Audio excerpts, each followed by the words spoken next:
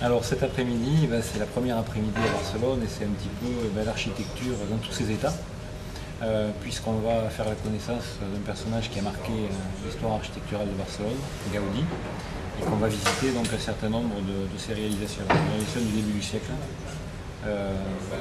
qui vont sans doute surprendre les uns et les autres, dans la mesure où on a affaire à une architecture torturée, qui n'a plus rien à voir en fait avec architecture un peu plus stylisée, un peu plus épurée, mais qui finalement n'a pas vieilli un siècle après et qui finalement devient aujourd'hui, tout le monde le dit, un facteur d'attractivité majeur sur Barcelone. Alors on va visiter un certain nombre d'immeubles réalisés par Gaudi, puis on terminera par la Sagrada Familia, qui est en fait une cathédrale inachevée, qu'on verra sans doute en fin de soirée. Moi, ce que j'en ai retenu, notamment de la Pedrera, mais bon, c'est intéressant qu'on puisse en discuter, c'est cet aspect architecture artisanale, jusque dans les détails les plus infimes. C'est vrai que ça nous interpelle quelque part, parce que c'est une architecture hors norme, c'est une architecture spécifique, on la rencontre qu'ici.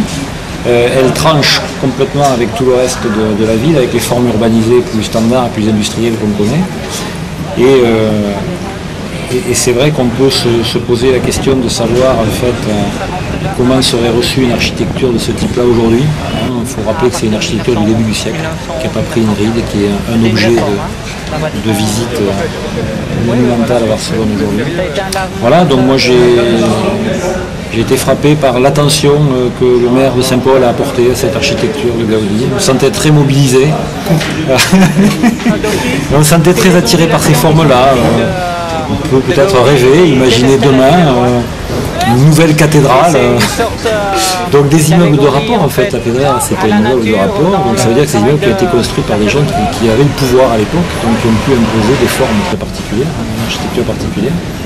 C'est vrai qu'on se prend à rêver un peu de la possibilité de trouver des architectures hors normes dans des villes d'aujourd'hui.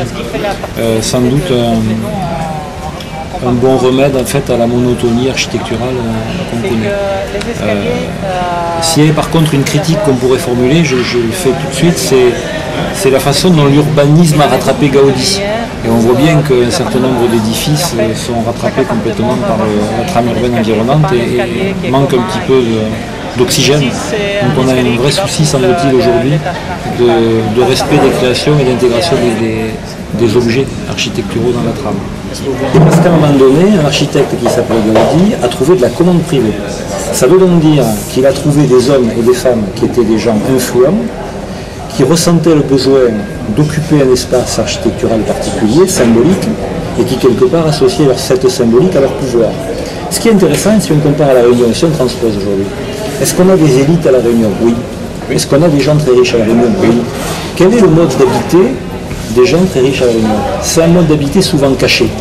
C'est-à-dire que en fait, les modes d'habiter des dominants sont des modes d'habiter dans lesquels on ne montre pas, on n'a aucune symbolique extérieure de richesse.